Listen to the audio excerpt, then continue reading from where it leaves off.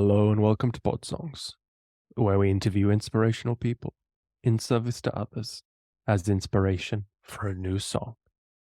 Today, my co-host and musical collaborator is William Clapson, aka Jack in Water, and his guest is TikTok sustainability star Martyn Odell, aka the Lagom Chef. Master Hey, William, how's it going? how's it going? Very well, you? I'm great, mate, yeah. You're a father now? I am. I was going to surprise you, but How's it going? it's going well. Well, you inspired me last time, and I thought, this guy looks so happy with a kid, making such great music. I need to do that. Oh, well, thank you very Yeah. much. And I bought the book too. Oh, yeah. It's good, right? Yeah, it is real. I'm not quite at that stage yet. I mean, he's only 7 months old, so. Yeah. But I'm studying in advance. I want to be well prepared for all these eventualities, which we. Yeah. And what about you? How are you? How is your parenthood going? Yeah, it's good. She's 15 months. Well, nearly 16 months now. Okay. But walking and just starting to think about talking. Into the danger territory. Yeah, terrible twos. Yeah. She's like, if she's not allowed to do anything she wants to do, she gets furious. Pretty much. Wow. Yeah. That's the toughest thing about it. It's lots of tantrums, but it's important. Are you It's just using difficult. techniques? I'm trying. Sometimes it's more difficult than other times, but yeah. That's like being, you've been had your basic training, and then you drop behind enemy lines with no sleep. And, you're supposed to remember which side of the gun, end of the gun to shoot out. And yeah, exactly. Yeah. You've been so busy. You managed to. That's also inspiring. Is because, I've had pod songs to do, but you managed to keep churning stuff out. I mean, still managed. I recorded a bunch pre-baby in sort of preparation, so I had a few things just in case. But then, just carried on where I could. Prep,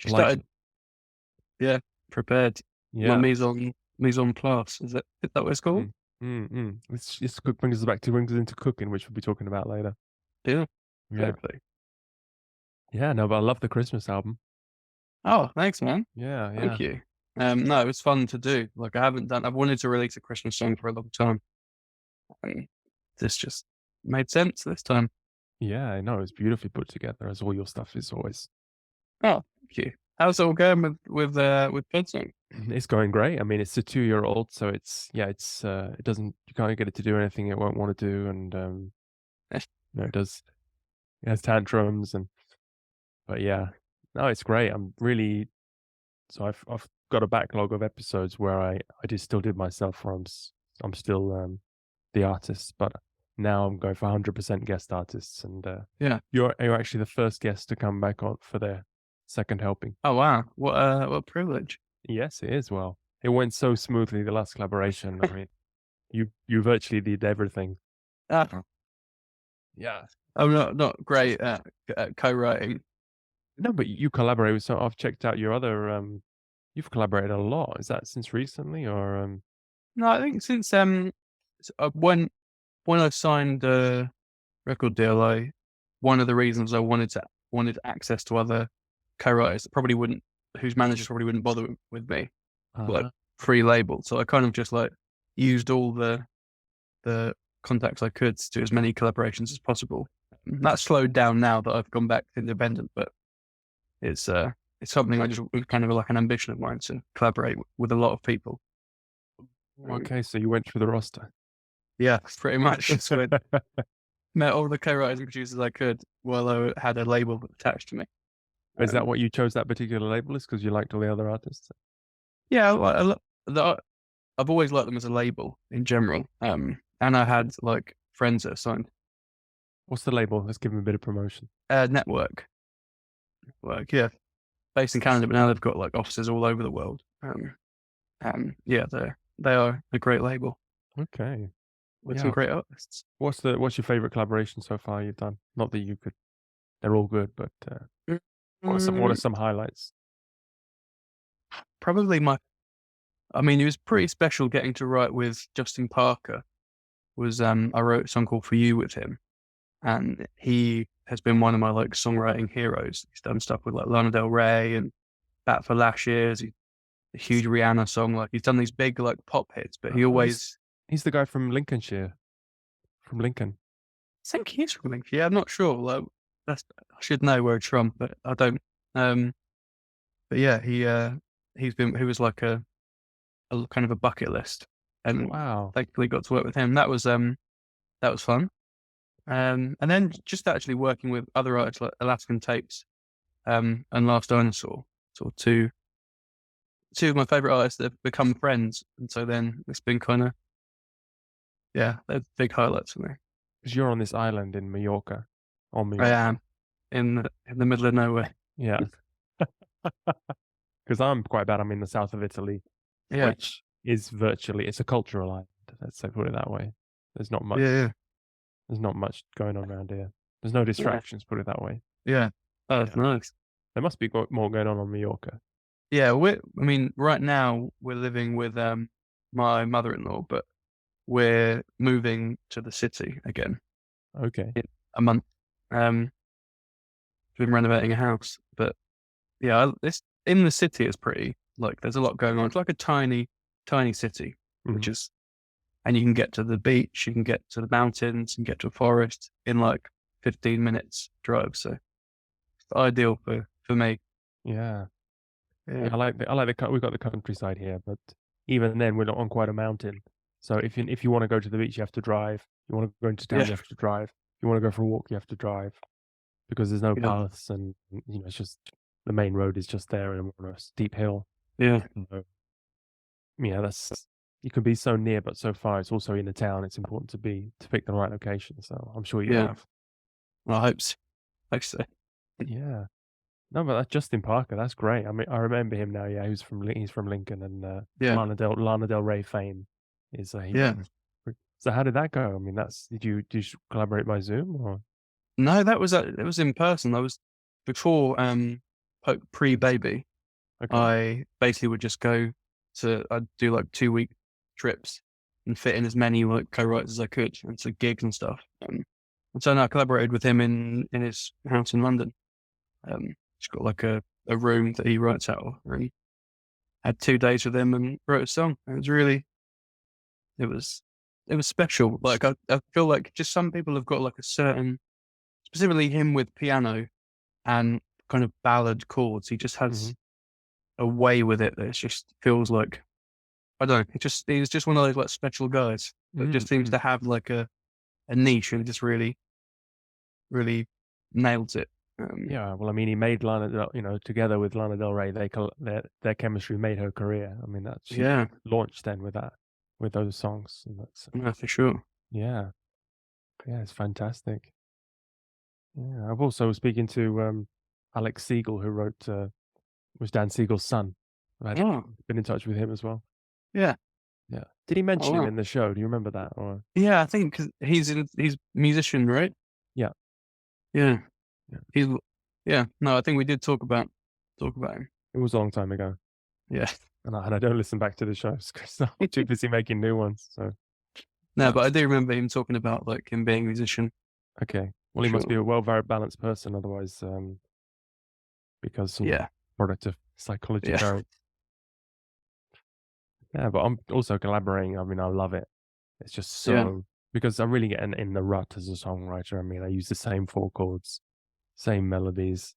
yeah, Yeah, the band, the musicians we work with, they mix it up and change, make me much more interesting. And they kind of cover, oh, that's well, you've done this before. We'll make it into a reggae song, you know, and things like that. But yeah, this whole collaboration thing is just, I'm loving it. yeah, yeah. Yeah, No, it I must be actually, cool. I actually want a favor. I'd like to duet with you on this one. I'd love to do vocals with you. Maybe Oh just yeah, for sure. do a little verse. You could slip me in a little somewhere. It would be Of course, yeah. Oh, we make it interesting. more of a co-write than it was last time, or at least a collab. Yeah, well, you're too fast. You got ahead of me before I could. But actually, I wrote because I write a song straight after the interview, and So after we did the interview, I think I sent you my song, but you'd already finished yours. And so what I did was I recorded it anyway because I really Yeah. liked it, and I got on one of his colleagues to come on and do the interview, do Mhm. another interview, and instead of writing a song for her, I kind of sneakily used the song that I written for Dan, and Wow.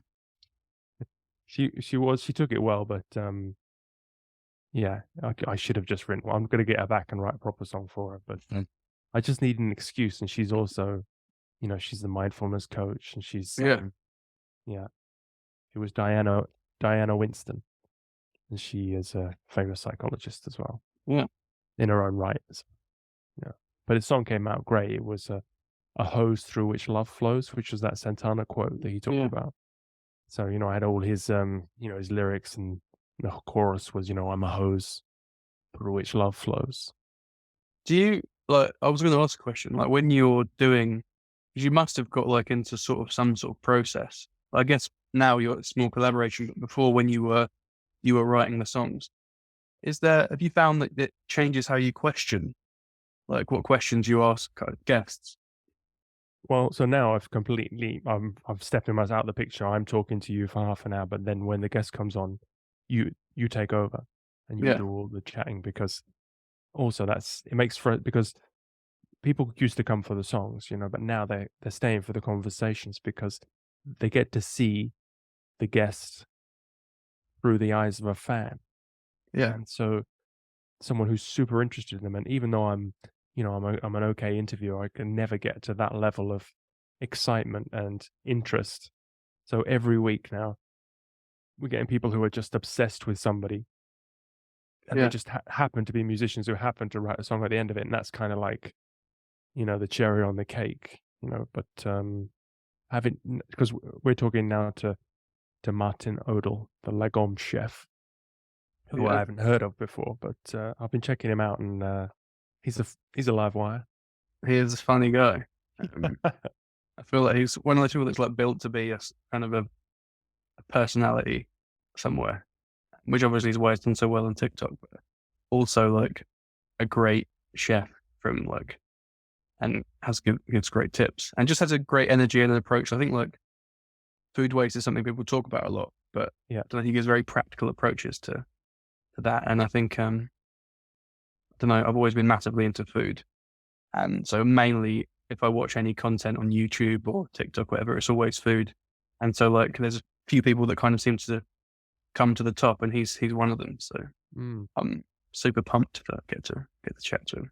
I've It's been funny. boring my wife for days, just Oh, how yeah? excited I was. Yeah. It's funny that because your first episode was about psychology and your second episode is about food, and 90% of the musicians I talk to either want to talk about psychology or food.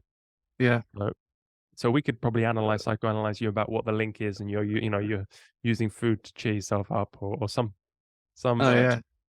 No, there definitely is. There's definitely a link. Like I think food is one of those strange things where, because I see it as kind of an an art form like painting or music, but then it's Okay. also everyone needs to eat. Like Mm, mm. so it's like that's what makes it special compared to any other art form. And also it can be not an art form. It could just be like very practical and like unexciting. But then it can be this like, I don't know, I find it really exciting as a topic and as a thing. And then psychology as well is like it just explains sort of human behavior and interaction. But like, um, oh yeah, I guess it's strange, isn't it? I don't know what that is. The Maybe psychology. if there was a TikTok channel with a psychological chef, you're in this mood, maybe they could combine and they'd be the number one in TikTok. There would be, yeah, But he would be a dream flatmate now. I mean, he's so i- happy, yeah, and he cooks all the time. Because I come talking to my girlfriend before the show, and we really neither of us are neither of us enjoy cooking at all, yeah, and so we end up eating the same thing.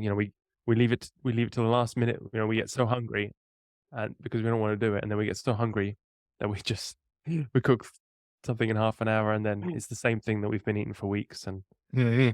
so boring. you know? Also, I'm in Italy, and that's really I've become a this is basically a mono diet. I know people go Oh, on about Italian food being amazing, but it's a lot of beige food and flour, and I'm really bored of it, you know? But I've got no yeah. other if I should really be overcome it by, making interesting food, from around the world, like Mexico, Indian, or whatever, but I'm too busy with the podcasting. Yeah. But so are you the kind of guy that's, rushes into the kitchen and preps everything? I am pretty excited about food. Like it's probably, I'm more passionate about food than I am about music, probably, in the sense that like, I love making music. I listen to a lot of music, but I wouldn't say like I listen to lots of kinds of music, Mm, and mm. I'm not I wouldn't go out of my way to like find new music and stuff in a way, whereas I would do with food. Like I find it very, it, Wow, you're in the wrong it, business then.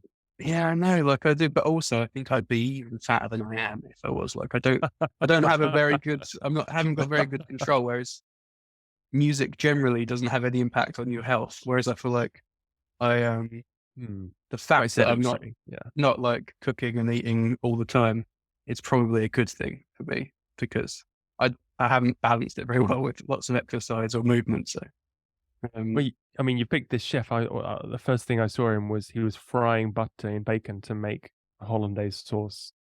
The most fatty, like, it's true. Like there is, yeah, he does. Um, but then he has a lot of like thing. I feel like what I've come to realize is that there aren't any like specific foods that are kind of bad for you necessarily. I think it's just about yeah. how much you eat of them. Like, Mm.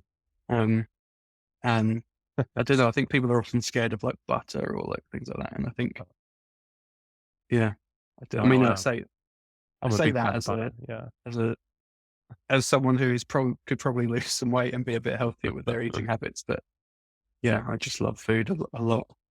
I did that butter coffee diet for quite a while. The one where you've Yeah, heard I've of it? heard of that. Yeah, Yeah. Oh, it's really good. Yeah, you start the day, so you have all your fat. Well, I'm not going to go into it too much, but you put in a lot of butter in your coffee. Yeah. yeah. What does it taste like? I've never even tried. Absolutely delicious. Yeah, Really? absolutely super creamy. It's absolutely wonderful. Yeah, Wow. yeah. Because Like you're not in my supposed to have head, any, I'm not supposed to have any more fat during the day, and yeah, then it teaches you to be oh, what's the word, like fat burning, or yeah, yeah. you put some MCT oil in as well. It's MCT oil. MCT is like it's from a coconut extract. Ah, It's goes into a ketogenic. Yeah, yeah, yeah. I've also experimented with it, as you do. You get into these things, but yeah, yeah, yeah.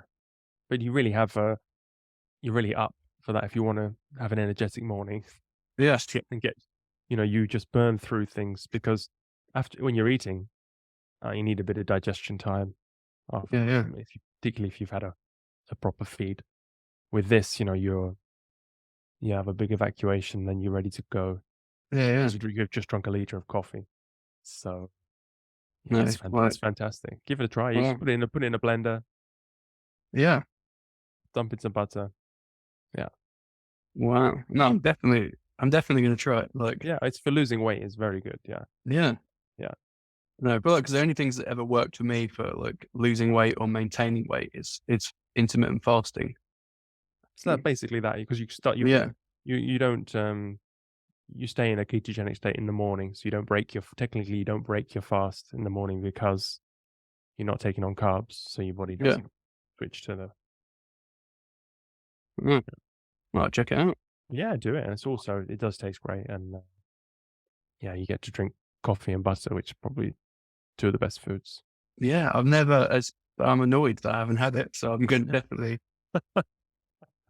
You're in a highly suggestible state. I should be careful what I say to you. Yeah, you should. I'll do anything. Yeah. Um, but no, it wasn't. It's interesting because I've obviously done this before, like fresh, and now that it would change, like because I've interviewed people before, but like um, it- normally I'm not worrying about like the outcome of the questions, and I found myself thinking like, oh, there's lots of questions I'd like to ask, but it wouldn't necessarily lead us I wasn't sure whether it would lead itself to content that would work well in the context of a song. And then I stopped worrying about it so much and just decided I'd write questions that I would find interesting. Hmm. But that's what I was trying to get, was like, did you find that changed for you? Like when you were questioning like people?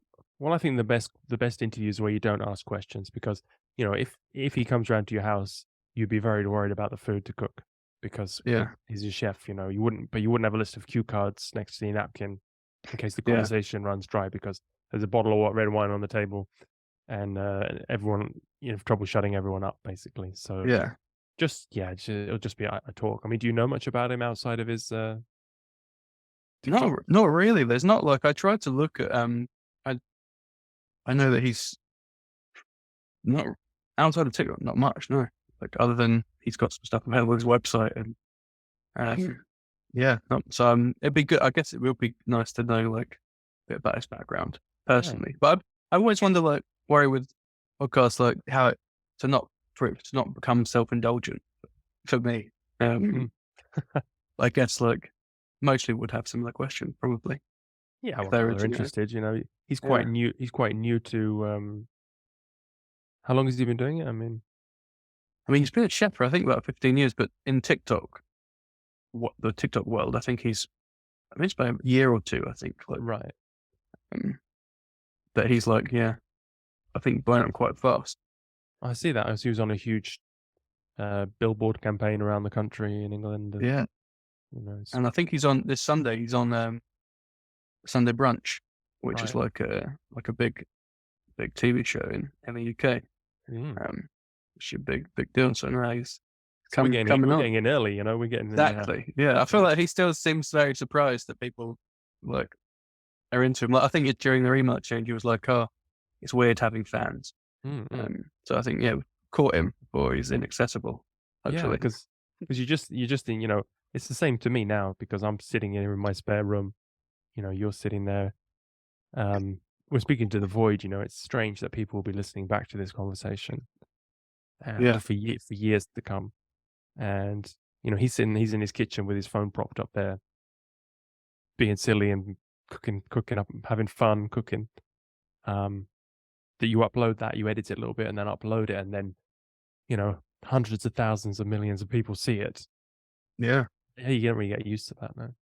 No, I don't know. It is a strange thing, like, because you're not really seeing I guess the reach that it's having, other than some numbers. But it is a Because strange phenomenon itself. because as musicians, we can get on stage. If we need a bit of a boost, if we're feeling a bit low, you can get on stage and play to a crowd and Yeah. get a little bit of love that way. But for a chef, you're stuck. Even if you have a famous restaurant, you're still in the back room, in a super hot furnace, No, it's ventilator true. fans, people screaming. I guess the equivalent is like those food festivals where people do like live cooking in front of an audience. Mm. But even then, it's a different thing because you're kind of normally teaching, as opposed to just here's me. Yeah. It's a strange look. Yeah, Would no, you it's like to get true. on? You'd like to get on one of those TV cooking shows? Those amateur ones where they bring people on and I like the idea of it, but I get very stressed, and I think like I'd be worried that I'd just behave. I'd behave in a way that I'd regret. Like I think in like hi, that's what I like, cooking in a like low stress environment. I think that's why I've never gone into like, because I know that I wouldn't be able to handle it, and I'd be one of those like horrible chefs that shouts at people probably for being under the pressure. So I've heard people say that working in a restaurant was the worst job they ever had. Working in the kitchen was the yeah, most stressful job they have ever had. no, it does. Like I mean, I've like washed up Oh, and yeah? done like made desserts and like pubs stuff, and even that was like just seeing the chefs. Like it's a strange culture of Mhm. something I was hoping to ask him really, like this, because it is a strange, it's a weird, I guess every industry has this like dark culture of like obsessive nature and like but food in particular I think is one that where I don't know, it just seems horrible. Like, the Mm. way it's always like shown on TV and films, and like I don't know, it just seems like, why would you ever want to work in a kitchen? Like, Mm, mm. Yeah. really. Feel to me. Yeah.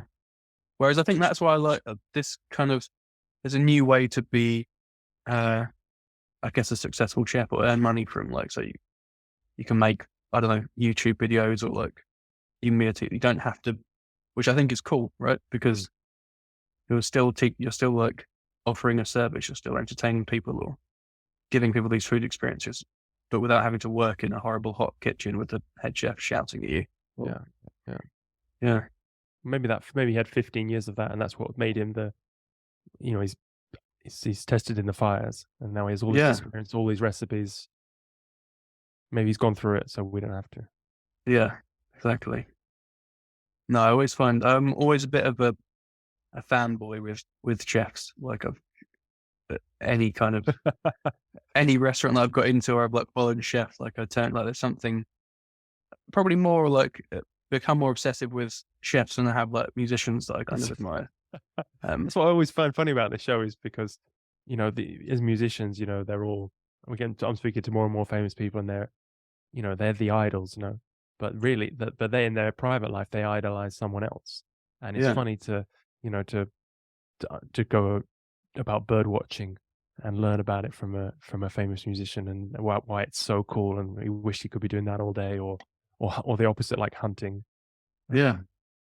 But yeah, but Well, you're maybe Martyn's really into I don't know, sewing or something. That's what yeah. he's got some big sewing heroes.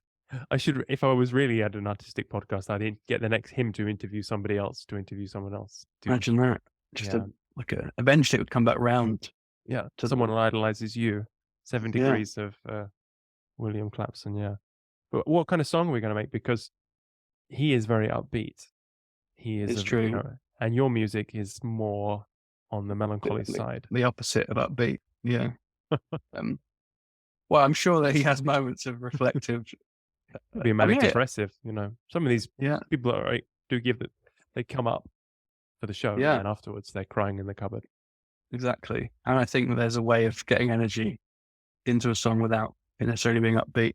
I mean, that could be a challenge would be to set an above a certain tempo, rather than sticking to like 110, which was normally like a sweet spot for tempos of a song. What's the fastest you've ever gone? Oh, well, the album that I'm working on now, there's one that's at 150. But that's like, I'm already considering slowing it down. But probably like the fastest, 130, maybe. 130 is probably like the fastest I've really. Yeah. I don't like going. I think because whenever I write music, it's without other people. And that's like my tempo falls between 105 and 115 generally. It's my natural. That's my heartbeat or something. Yeah. You have a very high heartbeat. You need to. I should probably stop eating so much food. They say if you can get in the rhythm of the heart, about 70 BPM is supposed to be good as well. 60. That's 70, good. Yeah. Well, that's really slow. That's really slow. But maybe, it's like a chef, he and he has to do the main course, and he has to do, something spicy, get you going, and then some appetizers. But then there's dessert, and then there's the after thing. So this music could be the after meal. Yeah. Well, that's even then just thinking about the structure of the song in terms of like a tasting menu or like a traditional, starter, main course, dessert menu. Is that you could I don't know, structure the song in a way that isn't just like verse chorus. It could be like yeah, I like that idea. Maybe that's something to. There we go. But also lyrically, let's not do Bohemian Rhapsody. I mean, No. But I mean, also lyrically, are we going to sing about food, or are we? Who knows? I guess that's the thing. That's the thing I found most that like when I was thinking about because I think I thought when I last was on, I'd thought about like I was looking for a chef through like the list of people that, and then when I got to mine, I was like, it's offering new food. And I was like, food never feels like singing about food. Doesn't feel. Or I've never sung about food in a song that I've written, and it feels very. When I think about it, I think of something like I'm writing an instructional song for a child or something like an actual recipe. Yeah, it'd be interesting. Whereas I feel like psychological stuff feels very straightforward to like write a song or, I guess Most songs are about psychology, about, exactly. So no, I have no idea. I have no idea. I feel like I will resist some kind of instructional comedy song, I but think maybe so, yeah. yeah, I mean, yeah. can you name one song about food? My first one again was Milkshake by what's the name? Kelly, is it? Yeah. Um, yeah, but that's not even like she's using it as a euphemism, right? I don't understand. Is she? I mean, I assume so. Oh, she's just got a delicious milkshake that she makes. I thought that's what it was about. Yeah. Can't think of anything like any other song. There must be one. Yeah. People mention coffee a lot in songs. There must be a playlist of songs about food on your Spotify or Yeah. something like that. But yeah. It should Anyway, I think, be. yeah, I'm sure the subject will come from itself. And that's also what I like about this is that, maybe you have a dream in the night and you wake up with some ideas about this kind of related to the subject, but it doesn't actually have to be literally about any food item. Yeah. No, it's true. Got it. I'm in. Yeah. I'm in. You're in. Welcome to the show. Thank you. Your microphone sounds amazing. Thank you very much. I have to have a good one. So welcome to the show. This is William. Hello, mate. Hello, nice to meet you. You too, buddy. How's things? Yeah, very well. Very Good. well. Good. Let me know if my son's screaming a bit loud. He's playing in the other room, so if it's too noisy, let me know. Well, I think we all have kids in the other room, so Okay. Yeah. we're in the same stage in life. Good stuff. Great. Well, William's a huge fan of your channel and your work, so I'm just going to let him go while my stomach gurgles in the background. Yeah, nice. It's weird, right? Because you said you sounded surprised that you had fans when we were emailing before. Yeah. Is that something that's new? Like that's weird to get used to. Very, very weird. Yeah. The thing is, like, I had my social media, like my Instagram for like 2 years prior, and it just, nothing was happening. Nothing was clicking. And then all of a sudden my TikTok just went off. And then all of a sudden people become like really like into you. And I was just like, God, it's a bit of pressure. Like there is a lot of pressure. I'll talk about it later, but you get like a lot of messages from people that either like love or some really sort of like deep sharing that you're like, fuck, I'm a bit like a shrink now. It's like, it becomes hard, but it's amazing. And yeah, people look at you weird now on the train. Like people sort of like second guess you. And you're like, I'm real. You can say hello if you want. Yeah, I guess that must be weird, right? Because I feel like you make it feel like quite accessible to talk to you. Like you can just go and email you, whatever. Yeah. Does that feel a bit exhausting now? Like, is it probably fine when it was like you had 5,000 people following you, but is it a lot of your day replying to people? It is. But I've always had this in my head about social media. Like if you do social media, it's social. You've got to be social on it. Otherwise you're just putting videos out there for no reason. And I've always been sort of like, I love teaching. I've always cared. So, if someone's sending me a message about a knife, I'm happy to sort of just like, type up a thing about knives and just send it back to them. And, I think people don't think you'll reply. So when you do reply, it means a lot. So like, luckily on TikTok, you can stop any direct messages. But I do say, come over to my Instagram if you want to message me. I'm more than happy. So yeah. And even just like, I just do a video or a voice note. It's so much easier. You can genuinely interact with them a lot quicker than being like that constant. So yeah, you got to give back, haven't you? No, it's true. Like, I mean, I have a very small amount of followers in comparison, but I still find it difficult to just but it's weird you get people reaching out to you and kind of like almost like that would rather probably need a therapist, but come to you.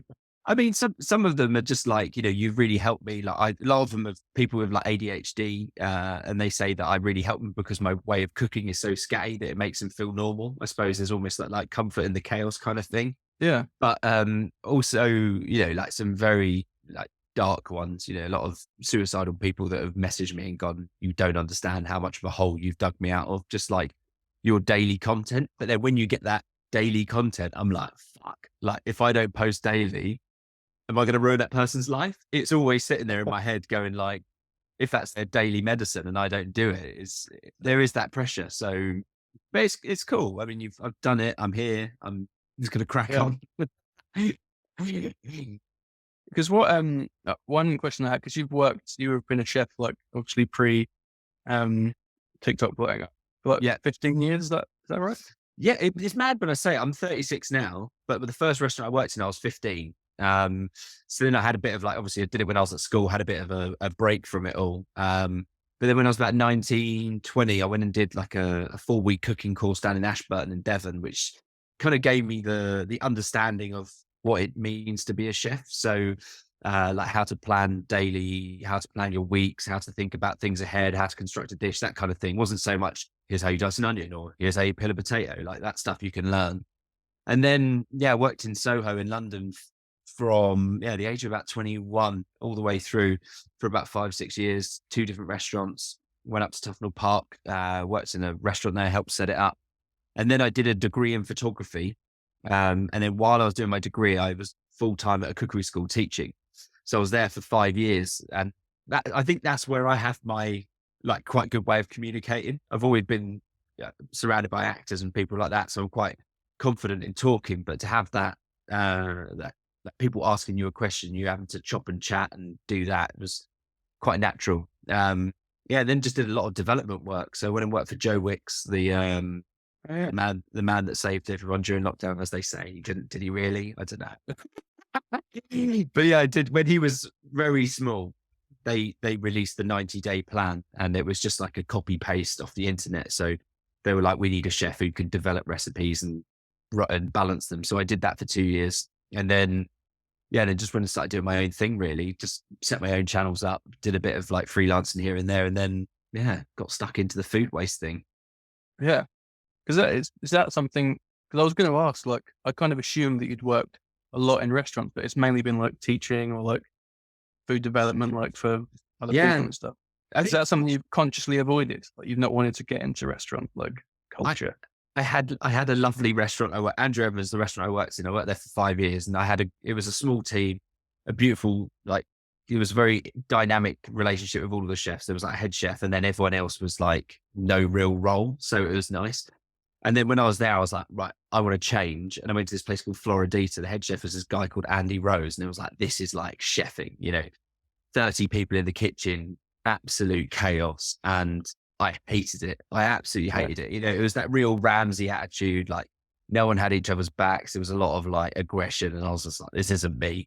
So it kind of put me off. And the hours are horrible as well. And I just love food. So I was like, no matter what element I'm in, whether it's, doing contract catering where you're at a space for 4 hours, doing someone's wedding, you're still making money, you're still surrounded by food.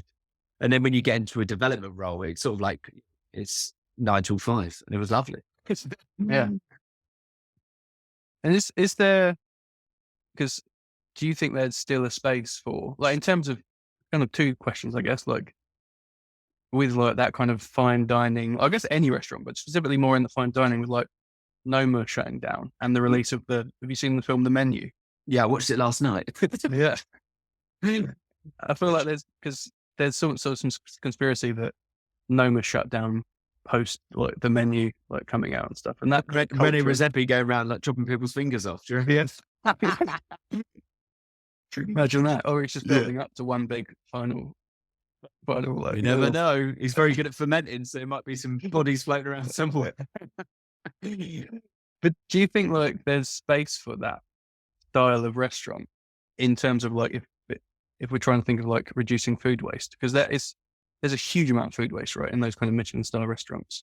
Yeah. Well, Doug McMaster, who owns Silo, I don't know if you know it. So he started in Brighton maybe 10 years ago, and he's got the only zero waste restaurant. And I speak to him quite a lot. He's a bit of like a mentor, kind of like go to him. I'm kind of like the creative idiot, and he's like the perfect person to talk about food waste. And he his idea or the reason behind the restaurant is like, can you live without a bin? You try and do it in a restaurant and he does it. So he's got this ecosystem that functions, and he's like, if you take that elsewhere, it won't work. But because he knows all of the suppliers that come in, the amount of people that need to sit down on a night, all of the chefs that are in on the ethos, like the menu, they're all bought into it. That's what they're like at his restaurant. They have all these ferments and kojis, and it's a different way of thinking about cooking. Because if you cook using, onions and carrots or garlic for your base for everything, you're going to generate a lot of waste, like skins, etc., even if that is minimal. But for him, the foundation for his dishes may be a courgette, and then the technique he'll use to cook could be, something very minimal. But then using flavor profiles like kojis, like your misos, like your soys, they're all ferments that are stuff that are generated from waste, is then what becomes the flavors of these dishes. And it's a different way of thinking. It's beyond a household kitchen, but it's pretty special. No, that's crazy. I've not thought of that. Just the fact of like so much cooking is based on like onion and garlic and how much. Yeah. When I sat down and talked to him about it, I said it to him, and he was like, "I've never really thought of that." And I was like, "You have. Look at you. Like he's like 10 years in. He must know." But it's incredible. And he said he did a piece. I can't remember the Independent or something, and he took someone around the kitchen, and instead of us going, "Oh, I've got a cauliflower. What should I do with it?" He's like, I've got this flavor profile from this ferment. What would go with that? So instead of like starting with something and trying to find things to go with it, he's already started with a ferment, and then he's like pulling in things that will go with it. So it's pretty special. Yeah. Do you think that because, and this may be an assumption, but like I kind of assume that if someone is concerned with food waste and those kind of things, that they're probably more compassionate than someone who's just focused on cooking as an art form or as a passion. Do you think that's true? I think for chefs, all chefs care about food waste, because one, if you work in a restaurant, it's your money, it's your GP. If you're wasting food, it's you're not making profit. The reason they say that there's a lot of food waste in UK homes is because I didn't see it. It's very easy to just sort of bin something, and your conscience can be kind of wiped quite clean because no one sees it. But I think the creativity in cooking, especially with food waste, as soon as you have to start thinking creatively, it's what really opens up your doors. Like I said about the one chef that toasts the pepper seeds. So like when he's cut all his pepper off and everything, and then all of a sudden he gets these beautiful pepper seeds, he'll toast them and use them as a garnish. There's all these think outside the box things. Yeah. Because this because you've got a food waste course, right? On your, I don't want to try and get you to give it all to. It's very simple. I think is there sorry, go on. I'm just gonna say, is there what would be the top tips to give to home cooks if they're trying to think about reducing waste? Yeah. Well, this is the word lagom, or lagom, as they say in Sweden. This is what it's all about. So lagom is a Swedish saying. It's like not too much, not too little, just right. So it revolves around anything that they use in Swedish culture. It's like their philosophy. You think of IKEA, it's the perfect amount of furniture for the space. You get enough storage, all of this kind of thing. Also a mindset. So for me, in cooking and food waste, if you have too much produce, then you're going to have this underlying pressure that you need to use something up. Like you have a bag of potatoes, you have your cauliflower. If you have too much, there's going to be this thing bugging you. Every time you walk past, you'll have to use it. If you don't have enough, this is where I talk about a dry store. So things like spices, pulses, lentils, the backbone of the kitchen. If you don't have that, you can't be creative. So if you find this happy medium of this incredible dry store that works for you, and then you can plug in fresh ingredients as and when you need them, then you're cooking with, stuff that's that's not going to go off. So talking about perishable and non-perishable stuff is your ticking time bomb of food waste. That's what you need to focus on. Only buy what you need and eat. It's almost my tagline is eat the food you buy. It's the simplest solution to food waste. If you bring food into your house, it's your responsibility. Be mindful and eat it. Do you think that it's a better approach? Because I feel like a lot of people, at least from my experience of my family and people that I know doing a big shop, they do a big shop once a week or whatever. Do you think that's maybe not a good approach? Maybe it's practical, but it's not it's practical if your life is linear, which no life is. Yeah. with kids, for example, if I would have filled my fridge, my son's been off nursery for 2 days, he might have had something that's happened, we might have to go and see someone, all of those kind of things. That's why, yeah, small shops, I think, is the key. And in the modern world, we're so flippant with what we want, like one night I could wake up and be like, oh, I fancy pizza tonight. Oh, but we bought that chicken breast. That'll be all right. We'll have pizza tonight. We'll sort it out tomorrow. You're hungover tomorrow. And then you're like, oh, I don't really want chicken. And then it rolls on. So it's like, we everything's so convenient in life now. I don't feel we need to go like, right, I'm going to do a 1 weekly shop because we've got the car for 1 day and we've got mum and dad's, that anyone can get their hands on food. So yeah, I think it's just about being mindful about what you buy and bring in. Yeah, that makes sense. Have you found that, like, since becoming, do you have one child, one boy? One boy, yeah. Yeah. Have you found that your approach to cooking has changed since having a? Yeah, it's chicken nuggets. It's hard. Like when he was younger, he was into like everything. We give him salmon, avocado, cucumber. He's wild for it.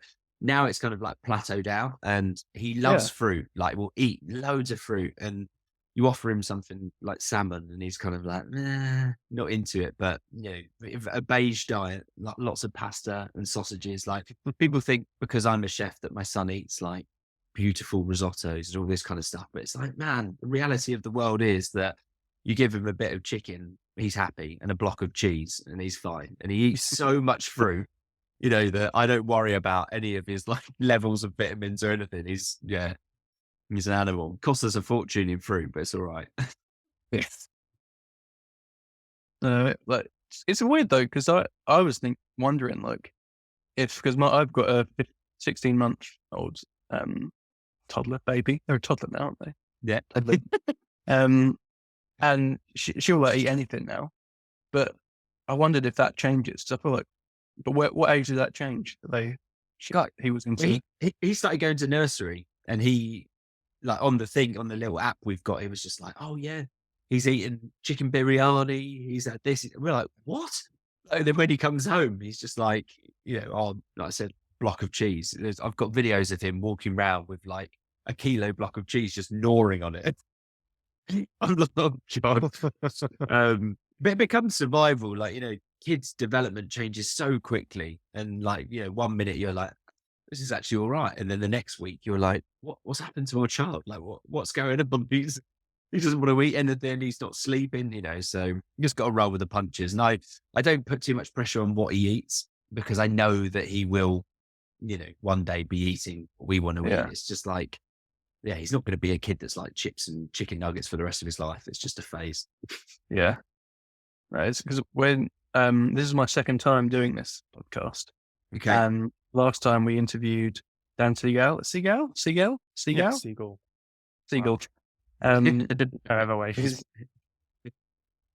Who's a specialist in, I would say, child psychology, right? That would be a quick way. Oh yeah. Okay. And but then it's interesting. Like I feel like everything ends up being like quite child centric. I think when you become like a new parent, and so now I like struggle not to ask loads of questions about like kids diets or how to approach that kind of thing. Yeah, I had a really heated conversation with someone at an event once because they were like, "Oh, you have to ensure that your child's having a rounded diet," and I'm like, I can offer that to a child if he doesn't want to eat it. I'm not going to sit there and force it upon them to like eat the food. I'm like, what do you mean to do? Like, it's all about offering. And we always put things into like adult situations. Like we were like, when you offer them something and then you go, oh, no, not now. They don't understand. They do not understand.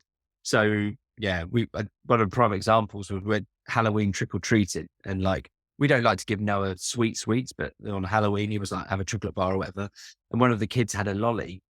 And then he was like having the lolly and then said, right, I'm going to take that off you now. I'm going to give you your food. And he didn't understand. He just didn't understand. He doesn't understand. And I said to them, it's like me giving you a glass of wine, you having a little glass of wine, and then me going, right, not anymore now. They're like, we're going to have it back. Well, you can have it back in a bit, but why can't I just have it? It just doesn't make any sense. And you think a kid just has no real life, thing. So me and my wife always have these like little analogies to put it into, and it makes sense. It just makes sense. No, it's true. I think it's actually in one of Dan's books where he talks about like how there's this, and especially I feel like it's more now. There's like a weird culture around like being a parent. Like, I don't know if it's like an ego thing, but you got to like nail it and do everything perfectly, and like so they have no trauma and they're just like these perfectly well-rounded beings when they grow up. But like with food specifically, like something that changed for me because I was worried I need to get like this. They need to have protein, these vegetables, whatever, and they're like actually it's better that they have a better relationship with food. So you're not forcing them to eat food. You're not punishing them like with food or like rewarding them with food. Just so anything they eat, it's more important the context in which they're like eating is more important, which has changed for me because I was worried a lot. Like when she started eating like solid foods, I was like, oh, she's not like she only wants to eat porridge. Like I can't get her into anything else. I always think it's about offering as well. It's like just going, what do you want, bud? And he's just like, I don't know, sausages. He's like, yeah. You know, you've got to put it into their brain. But we try not to put too much pressure on ourselves because he's a good kid. He's all right at the minute. 3 years in. How old is he? He's all right. 3. Yeah, 3. This is really interesting for me to listen to because I have a 7-month-old baby boy. So you guys are in 2 stages ahead of me, and it's so really much fun now. Some really mad conversations. I had to explain double yellow lines on the internet the other day, and I thought in one. You have to stop. Wait, basically, we parked somewhere, and he was like, "Daddy, what's this?" And I was like, "It's a double yellow line." And he was just like, "Right, what's that?" And I was like, "So it's when you park, you're allowed to park in some places. If it's one line," and he's like, "Right." And I was like, "We just got to pop into this place and just speak to someone." And they gave us an email address, and then it was like, "What's this?" And I was like, "It's a post-it note." "What's that?" I was like, "It's a sticky letter." And then he was like, "What's the email address?" I was like, "It's like when you send someone a message." "What's a message?" I was like, "Oh my God, you forget all of these like little baby steps along the way." And then he said, "What's the internet?" Google it. Yeah, I was done. But it's fun. I feel like it kind of segues into one question I had was what age did you get into food? Or was it from a young age? Did you have like parents that were into food or?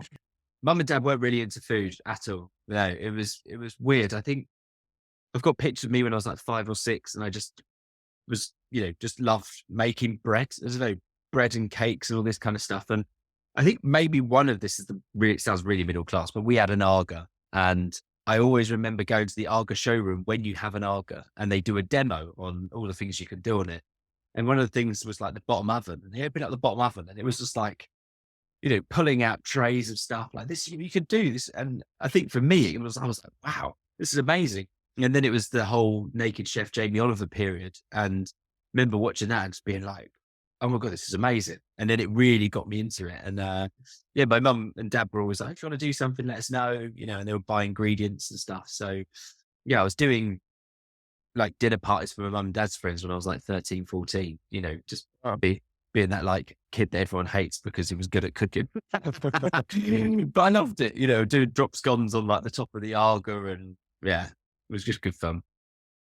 And in terms of like because I noticed you haven't started a YouTube, right? I think you mentioned once, I think I heard you mention like a live that you were in the process of doing that. Is there a reason that you didn't go into that or go into like to be a personality, like a chef? Yeah, well, I think for me, it was always time. I was very much just like, what is the thing that I can throw all my energy into rather than spreading myself across lots and not really knowing what I'm doing.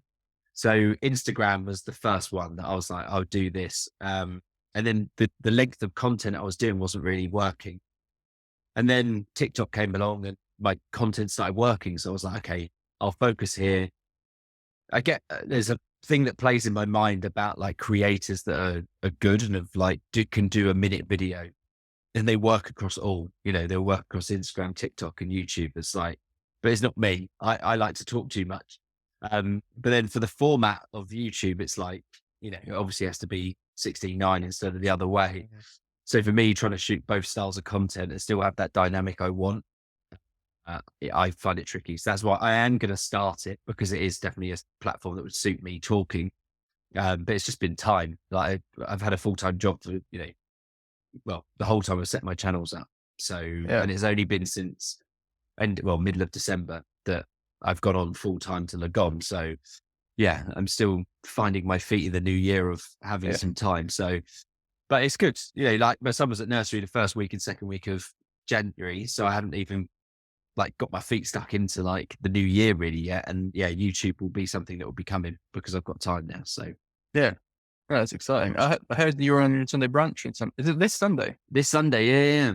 That's Yeah. exciting. Is it Yeah. your first time on UK TV? So I did a Jamie Oliver cooking show. There was a cookbook show last year, where it was the Great Cookbook Challenge, I think it was called. Where you had to pitch a cookbook, and my cookbook was so far fetched that I knew I wouldn't go very far. To start off with, it was a cookbook show, and a competition, and I called it "This Is Not a Cookbook" because I didn't want it to be a traditional cookbook. Mine was all about, you know, zero waste, but then also about educating people rather than giving someone a recipe. It was like, okay, here are loads of really cool quotes or things that make me think about the kitchen. And it's like, I wanted to be like a toilet book where people get inspired. So instead of there being recipes, it would be paragraph of cauliflower cheese. So it would be like blanch a cauliflower, you know, make a bechamel sauce, and then do it. So people could kind of go, oh, I know what to do with different ingredients, but it was a lot of philosophy in there, and I don't think they bought it. Well, they definitely didn't buy it.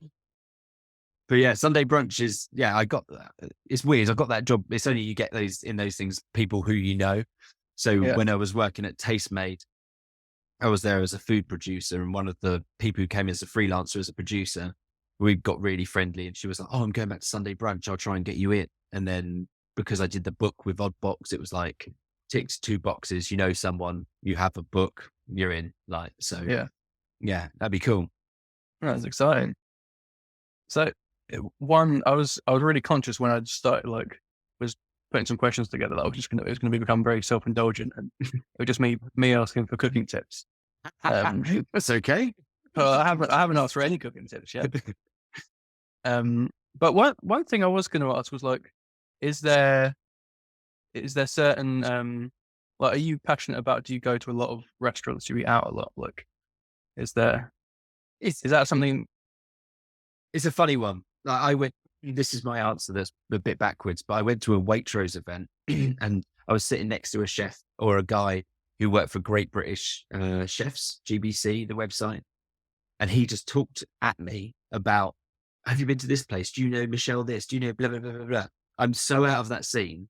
I was just sitting there like going, mate, you're talking to the wrong person. He was like, yeah, but you're a chef. And I was like, I'm a chef that enjoys food. Like, there's chefs that enjoy restaurant scenes. There are mates that know the restaurant scene better than I do. I love eating out, but, you know, like, I would want to take my wife, and, you know, we can't do that as much anymore. But yeah, I'm not much of a restaurant person, and I'm a very unfussy eater as well. Yeah. I love the Five Guys. Do you think there is a weird, like with that film, The Menu, like, this weird culture around food? Like, I feel like food exists in itself. I was chatting to Jack about it beforehand. Like, I see, like, food as kind of a bit of an art form. There's a part of food that is like art, like music or like painting or whatever. But then it's also, everyone needs to eat. So, like, everyone engages with food every day in some way. Yeah.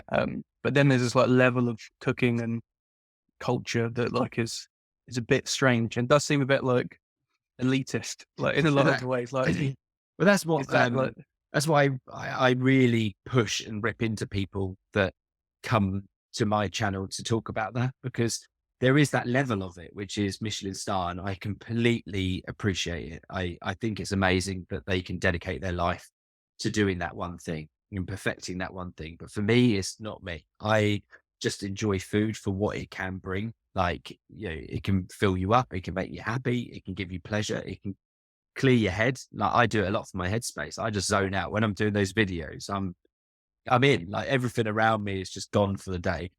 But, you know, there's, like I said, there's levels to it. Like, some chefs find that click. Is it all about cooking on fire? Is it all about being that thing that's like being back to that primal level of cooking? Or is it the fine level of detail? Or are you someone, I can't remember, man behind the curtain, can't remember the chef's name, Michael O'Hare. He was on Great British Menu, and he's like eccentric as fuck, and does these dishes that are like clear plastic plates with like black powder thrown at them, and like that black powder would be salt and vinegar and, you know, a bit of cod, and it's beautiful. That's art. That's like amazing.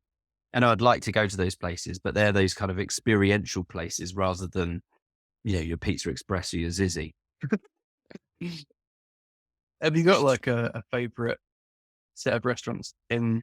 Because you're in London, right? In North London. Have I made that up? Yeah, Walthamstow. Yeah. Oh, nice. Yeah, because have you got like a set of restaurants that like your favorite that you would go to if you had childcare? Yeah, well, Five Guys, obviously. Five Guys, obviously. I love it. I love a Five Guys. I'm a simple man.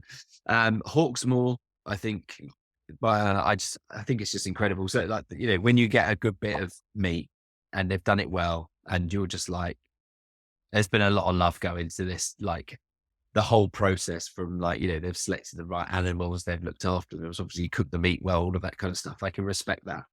I love a Bone Daddy's. Have you ever been to Bone Daddy's? Bone Good Daddy's, ramen. right. Yeah, really good, like pork ramen. Pretty like fast serve, kind of like, yeah, like an authentic Wagamama's really. But they just do ramens, really good.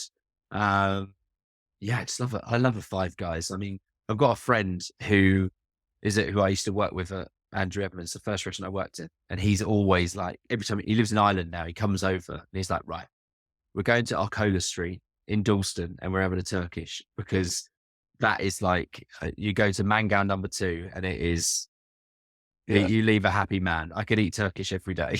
It's the name. I used to live in Stoke Newington. Yeah. And that's one of the things I miss the most about living in London was its Turkish food. Oh man. Yeah, it's beautiful. And Indian food as well. Like there's not, where I'm in Mallorca in Spain now, and there just isn't. There's like kebabs, but not really Turkish food in the same way, and the same as Indian food as well. One thing I wish some people would come over here and start restaurants. Do it well. Yeah. But no, like so that's another question I had was like, do you think there's certain cultures that already have better approaches to food waste, like just sort of different cuisines, like geographically, like Indian food or Mexican? Do you know of, like, is that something you've looked into? It's I was actually talking to a girl who it does a lot of Omani, like Oman cooking, and that kind of way of cooking is so sort of like what's the word? Like where it goes back to like her grandma, you know, she sits with her grandma and her grandma cooks. It's very family orientated, and naturally there is no waste, because they not that they were poor, but those poorer countries, they don't have access to lots of ingredients, so they're a lot more resourceful. So she was talking about some dishes, and I was talking about cauliflower leaves. She was like, we always use those, you know.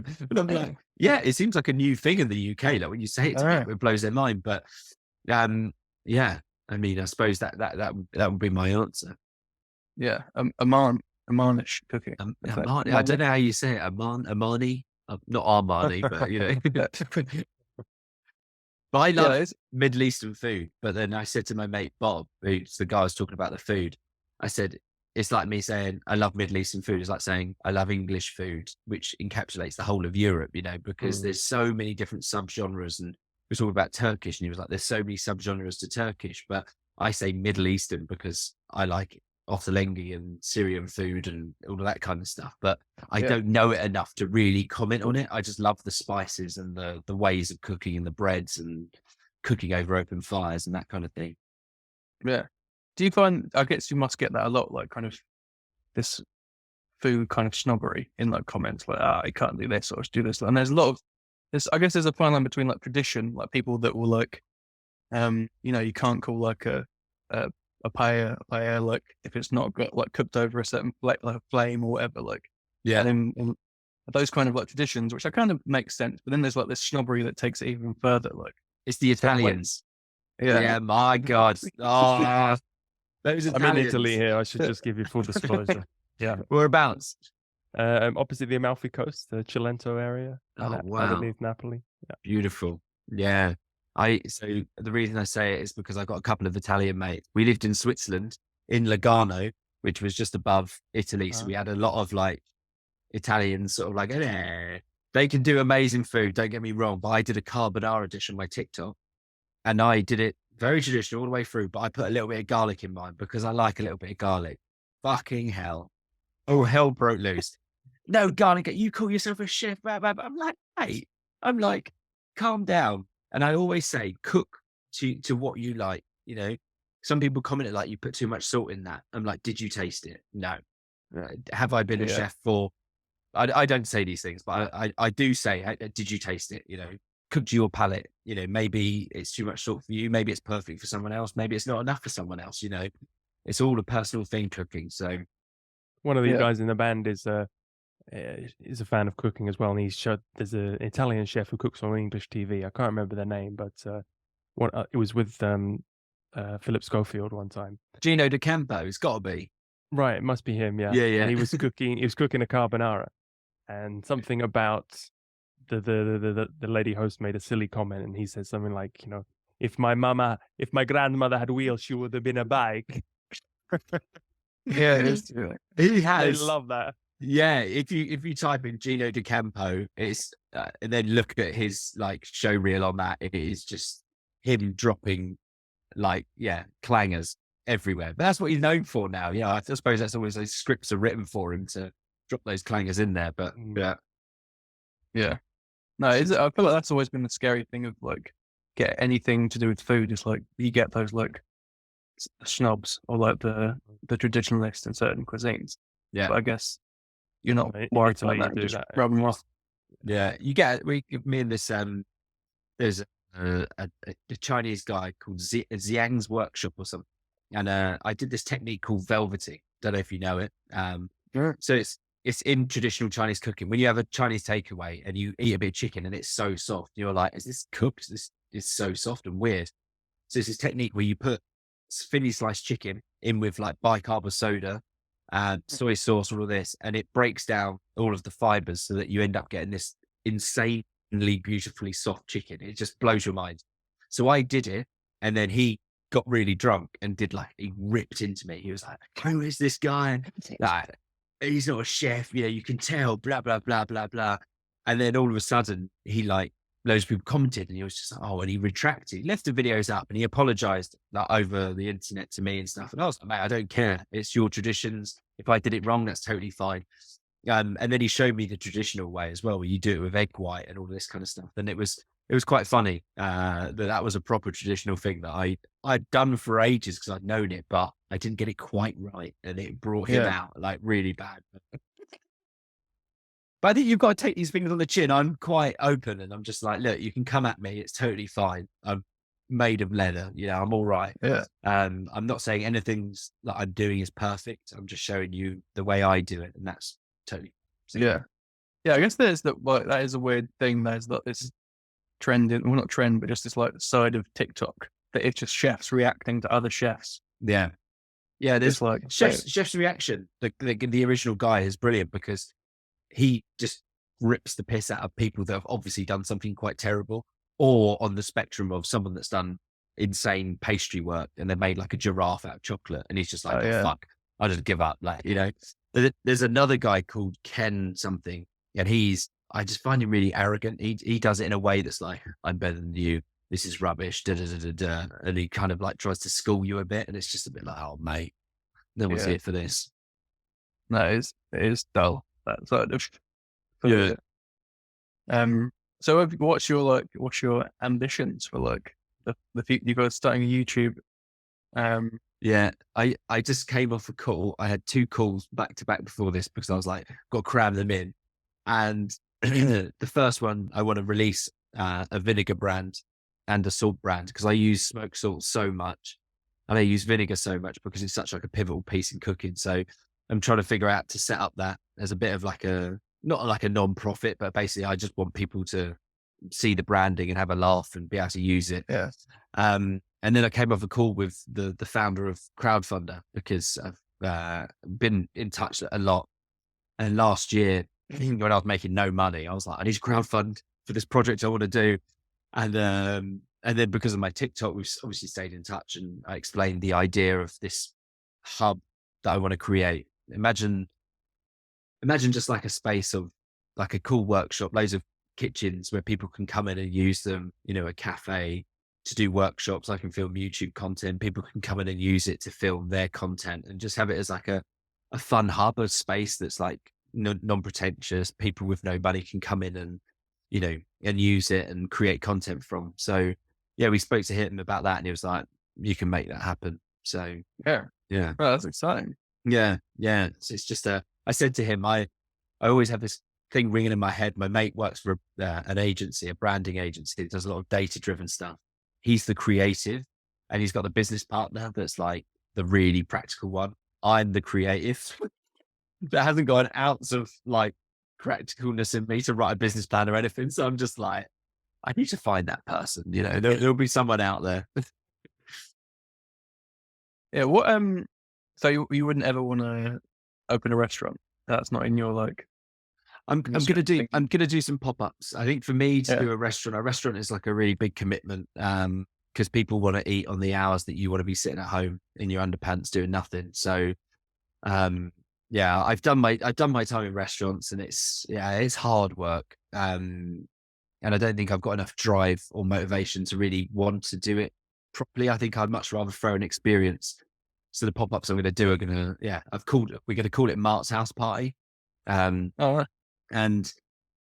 haven't told anyone, but it's basically going to be free. It's going to be like a 2-day event. Everything's going to be free, booze, food, everything. And you just come in and be open to, you know, the public. Like you have to obviously enter a ballot to come in or whatever. And then all I'll ask them to do is to donate to the Felix Project, which is a project that I really love. And yeah, so I'll just be like, look, if you had a fucking wicked time, how much would you spend on a night out? You know, 30 quid, whatever, plop that into Felix and we can have a laugh. So what is the Felix Project? Yeah. Oh, yeah. So the Felix Project is it's basically dealing with food waste that comes from everywhere. So they've got warehouses, one down in Bow, and imagine the easiest way to explain it is like imagine Marks and Spencer's ordered 25 pallets of potatoes and they only needed 1 pallet of potato.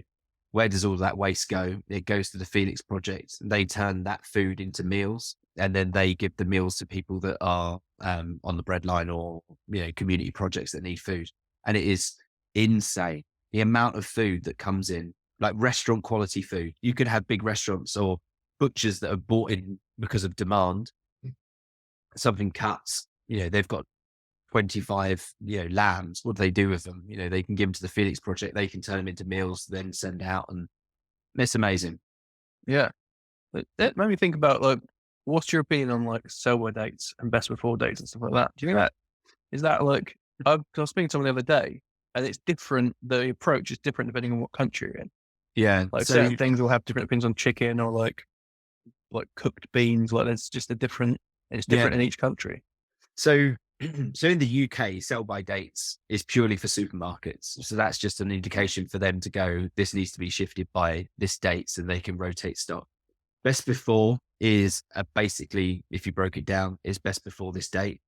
It doesn't mean it's going off. It means it's just losing its peak quality. So a lot of dairy products now have not got a best before date on them because it is down to you. A company called Too Good To Go did a massive campaign, which was all about look, smell, taste, don't waste. So it's about if you've got a yogurt, you could open it up, you could have a look and you'd be like, that looks all right. If you don't think it looks all right, have a smell. If you think it smells all right, have a taste. And then if it's all right with taste, then you move on.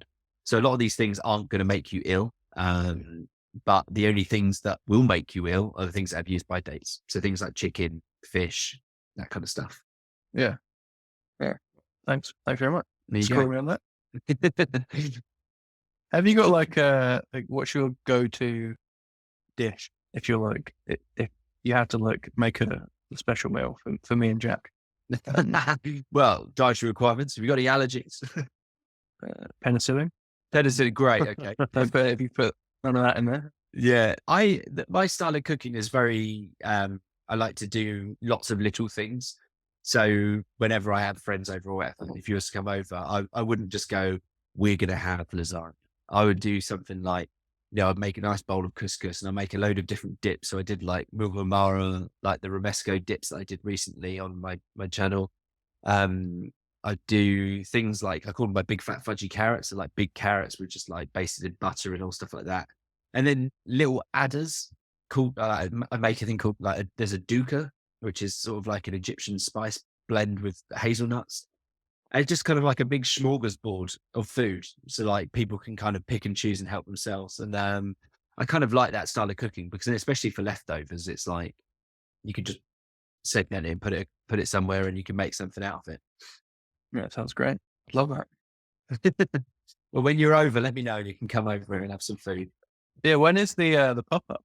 Like, do you know? So I think I think it was the 24th, 25th, 26th. So we've got Thursday, Friday, Saturday of March. And waiting for, I only literally met him at 12 today. So he's got a venue. He's this really mad guy called William, like super eccentric, super posh.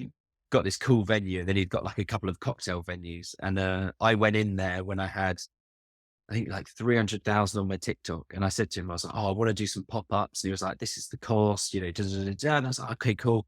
I'll go away and think about it. And then 3 months later, I was on the Russell Howard show.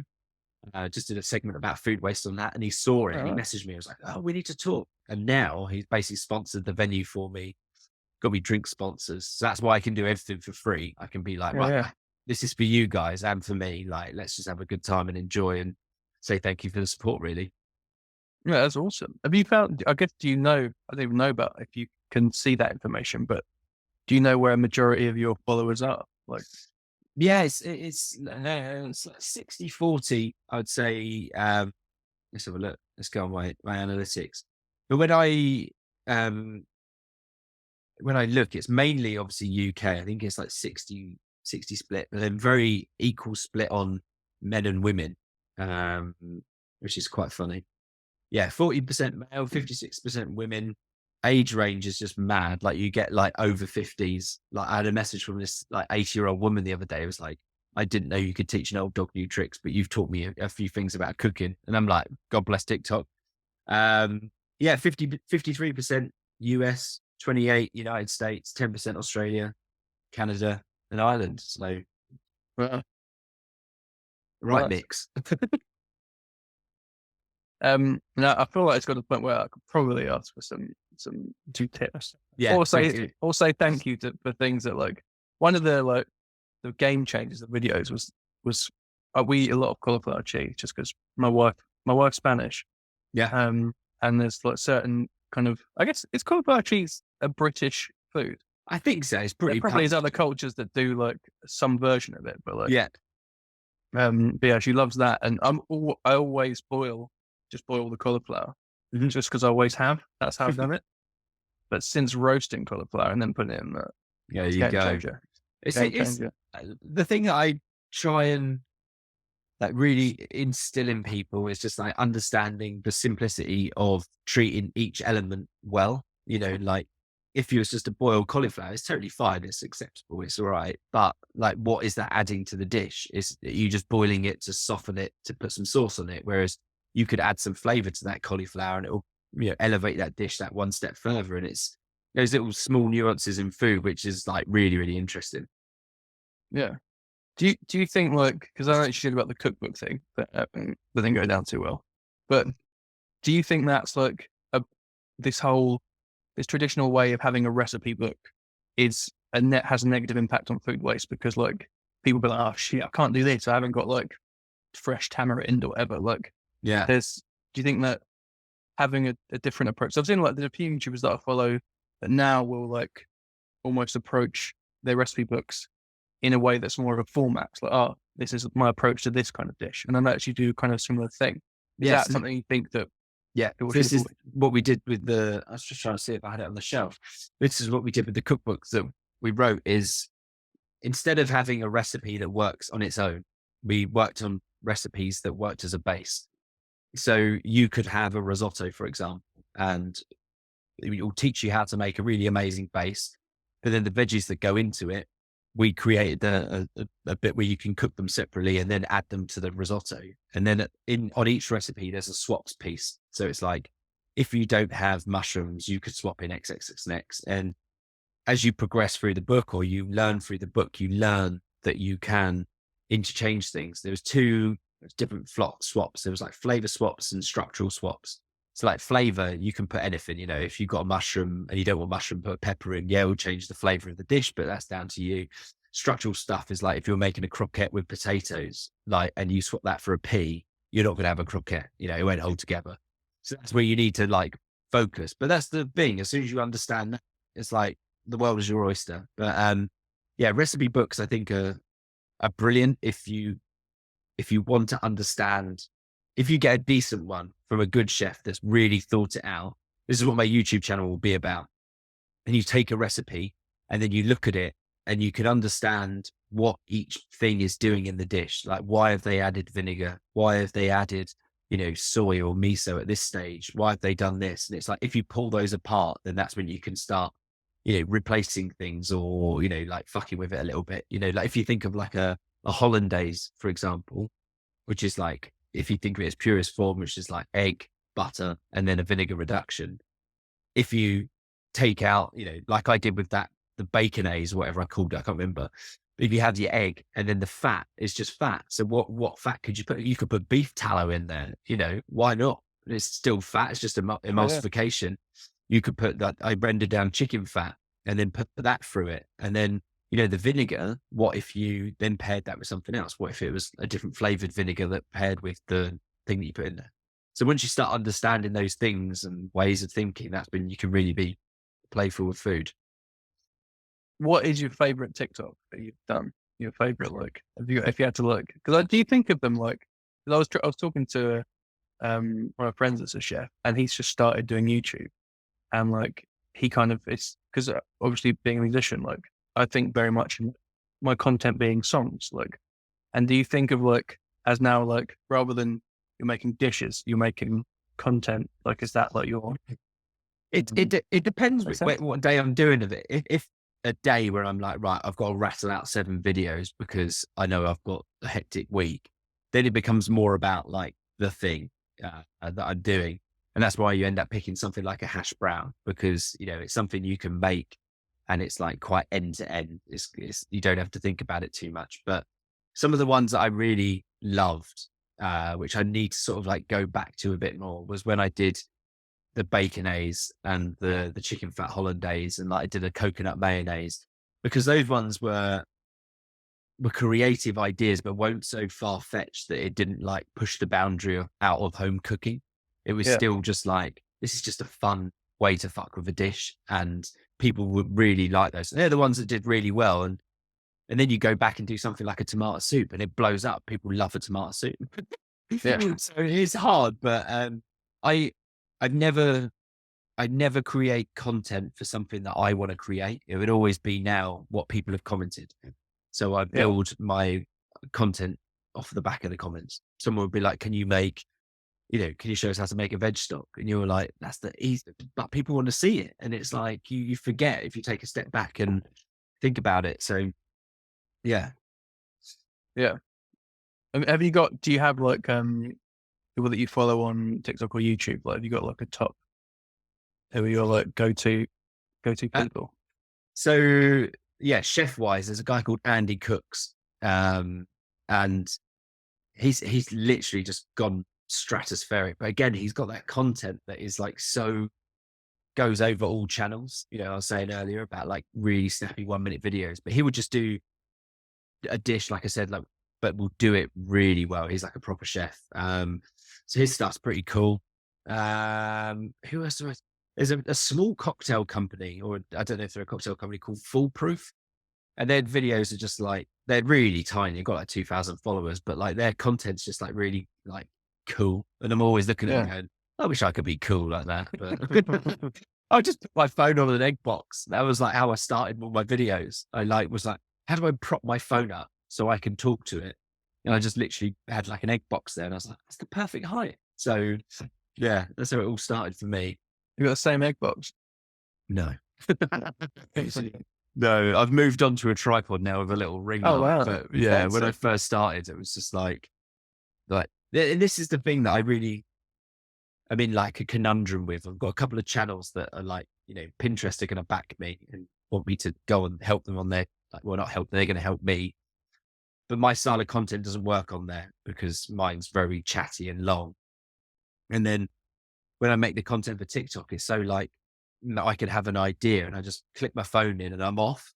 Whereas when it becomes something like YouTube or now Pinterest, becomes this quite, you have to think about it. It's quite formulaic. You have to be like, right, I've got to say these things or do these things. So it takes a bit more of a setup. So it's not so much off the cuff, but I've kind of bitten the bullet and gone, TikTok's going to be chaotic off the cuff cooking, where it's like me, that's the projection of me. And then the YouTube and will still be a bit of that, but a bit more polished. And then my Pinterest will be like very 30, 40-second formulaic stuff just to get the ideas through. And I'll pay someone to help me. I have one more question. Really. I feel like we've got 5 minutes left. You're right. Yeah. Like in terms of like, what does food mean to you? Like in outside of sustenance, like why is it important to you? I always say this is one of the most accessible creative things that everyone can do.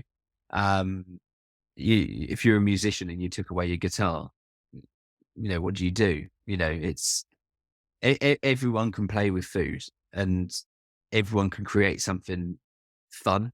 And, I talk about the mental health thing. It is so good for like zoning out. Even if you're shit at baking, you're in it for an hour and a half making a shit cake and you think of nothing else, and that's fine. And I don't put pressure on people to be perfect when I talk about food waste. I'm like, it's something that we can play with and explore and learn from, and you'll be better. And it's just, they said something in the menu, which I can't remember what dish it was. It might have been the rock one, but the way he described it about like the ecosystem and about how it gives back. We just, I was like, that's tough, but like good, But that really kind of like hit me. And, it is just like nature's giving you this thing to the most amazing stuff to play with. And it's really accessible. So that'll be it. That is, well, thanks very much for indulging me for an hour. It's all right. You talk for hours. I've got another podcast to do tonight as well. I'm going on my mate's podcast. So it's full of them today. Are you sick of podcasts and being interviewed and not people asking you about food yet? No, I don't mind it. It's I could talk for England about food. My mate's one, he's like he loves Star Wars. He's a proper geek. Him and his mate have been doing it for ages. And they were like, we're trying to sort of talk about different things. So we can talk about the menu and food and whatnot. So yeah, that'll be tonight. Oh, nice. Well, good luck. Thank you. But this is the podcast that gives back. So we actually give you a song after this. We go away now, we compose, and the song will magically appear at the end of the podcast. So do you have any suggestions for what we should sing about? Oh God, I really would love for you to get something about, creative freedom. Always about, I always say to people, like, do one thing well. If you love one thing, just fucking run head first at it, because like I said about my social challenge, you try and do too much and it can become overwhelming. My favorite quote, if you could get this in there, I would be very happy. It is: the definition of madness is doing the same thing over and over and expecting a different result. It's something that's stuck with me that, it's a good one. Many people on TikTok are doing that though. Yeah, exactly. You see it. I'm just, I think the thing with TikTok is people kind of like think I'll just keep throwing the same thing and then something will happen. But it's like, But I'd say creativity is my big thing. Positivity is such a massive thing for me. I know you don't really want to swear, but I have there's a book that I read called The Fuck It Therapy. And I've always thought about it as just like, I'm a very yes man. I'm like, fuck it, what's the worst that can happen? I've got a very low sense of shame. It's impossible to embarrass me. So you cook in your underwear. Yeah, it doesn't bother me, whatever, And I think that's one thing. I'm quite easy to drop my barriers and just sort of like have fun and just roll with it. And I think that's partly why my TikTok's kind of gone quite well, because people are like, we're with you. We're in this with you. So what music do you listen to? Do you have a favorite genre? Music. Cool. I'm all over the shop. I love a bit. I love a bit of hardcore. Yeah, listen to quite a lot of. My wife used to work for Vans, so we liked a little bit of hardcore and metal and stuff like that. But I do listen to quite a lot. I say quite a lot of folk. I can't even remember the name of the one guy that I was listening to, but I'm a bit of a Spotify go a bit everywhere. Foals are a big, yeah, big fangirl. I don't know, Karanjabin, is that how you pronounce them? Karanjabin? Yeah, they're really cool. They're kind of like, you would listen to them, you'd be like, he listens to this? Like, they're really like mellow and the sexiest bassist you'll ever see. She's got like a fringe there and just, yeah. I love, this is a bit Wolfpack. Do you know Wolfpack? Yeah. Yeah. So my mate used to work for a record label called Wild Wild 45s. And so they were like into like lots of jazz and all that kind of stuff. So I kind of, a lot of my music that I hear now is through him. And I'm like, oh, do you know this? I found this new band. It was like, this was sampled from the 1720s, you know? And I was like, oh, fuck. But yeah, all over the shop really with my music. Well, that's a good. It'll probably sound miserable if I didn't have anything to do with it. You're not getting metal. Yeah, no, that's all right. But no, I feel like I've got an idea now. Yeah, got inspiration. Xavier Rudd, there's another one that takes me back to like when I went traveling in Australia. Xavier Rudd. Yeah. He's signed to my old label, I think. Oh, and Jose Gonzalez. We listened to his song at our wedding. Nice. I love those seconds. Beats. Yeah, that's a Heartbeats. It's a tearjerker. Good song. Well, we've got the ingredients. All we have to do now is have a bit of fun in there. How long does it take to come out? Like, or is it just, I don't know how these things work? Well, William's really fast, so it shouldn't take too long. Yeah. I'd say be uploaded tonight. Wait, within 2 weeks. It would be within a week, but my dad's visiting next week, so I'm gonna not do things, and then following week I'll write it. Beautiful. Yeah, nice. Yeah, excited. Looking forward to it. I told someone about the concept today, and they were like, "That is a fucking brilliant concept for a podcast." So, yeah, well done, team. All right. Well, this has been great. I've really learned a lot. I've really inspired, and I'm going to get more into food because I was just telling Will before the show that I'm not so into it, but it's something I should be. Yeah. It's only inspired one guest. Yes. That's it. Done. Well, good luck with everything. And thanks, mate. Continue to blow up and everything that you want to do. Yeah, let's hope so. All right. Bye, Mark. All right. See you later. Bye-bye. Bye. Wow. Well done, mate. That went really well. Yeah. So I realized I actually ended up running out of questions towards the end. I was like, it's an hour is a long time, but it was fun. Yeah, well, you did really great because he's such a chatty guy as well. Really, he's a lovely guy, and that went really well. No, I loved it. I'm excited to get going.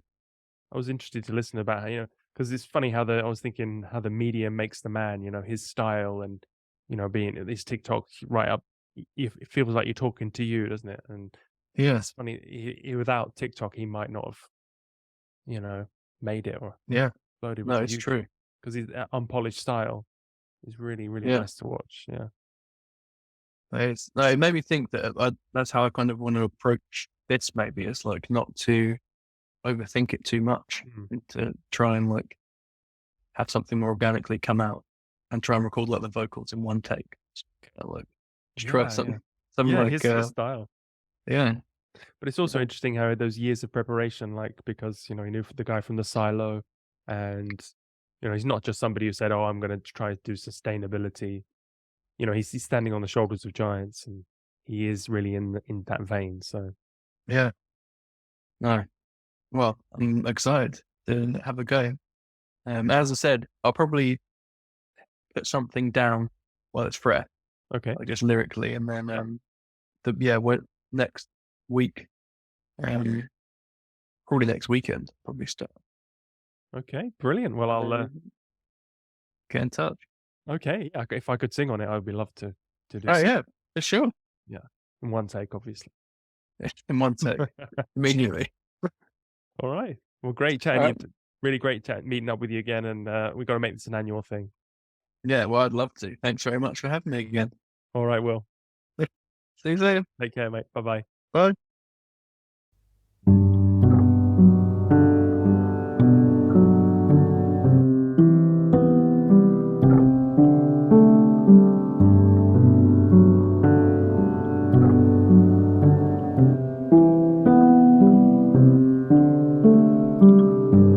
Strip the leaves and pick out the flowers.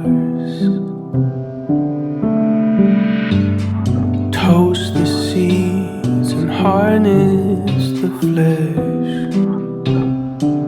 May your cupboard be abundant with flavors and colors, and the produce you buy be exactly what you need.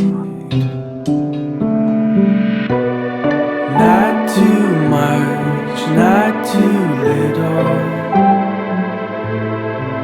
Just right, just right, just right.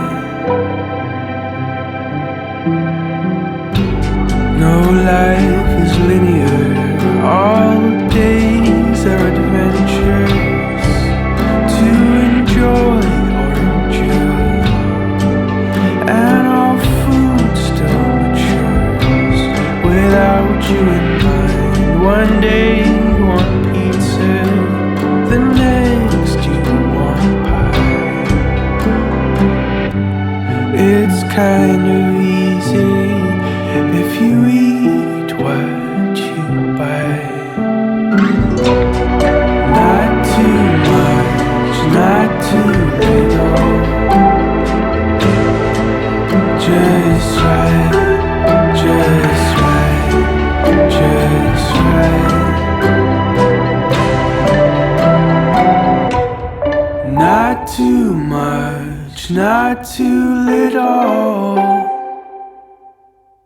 Just right, just right, just right. Thanks for tuning in. Hope you enjoyed the song and the episode.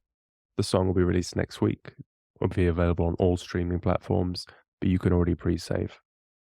Please support the artists by following them on social media and adding the song to any playlists you have. This is a completely free show, and you've listened this far, so I'd really appreciate it if you could pay us back by clicking like and subscribe. And follow at Podsongs on social media platforms, or subscribe to the newsletter at podsongs.com for special updates. Or just tell the next person you see about this amazing show where musicians interview their idols and write a song about them. The songs are available for download from the Podsongs website as well, which pays a lot more than the 0.00 whatever we get from Spotify. You can also email me at jack@podsongs.com to give feedback, suggest an artist and guest combos you'd like to hear, or just say hello. We're a listener-supported show, and I'd love to hear from you. A final thanks to my researchers, Dori Verbo and Rosa Marino, my producer, Maurizio Sanicola of Goldmine Records, and musicians Massimino Vozza and Luigi Falcione. The next episode will be out soon. In the meantime, you can listen to more amazing episodes in the archives. Until then, have a great day.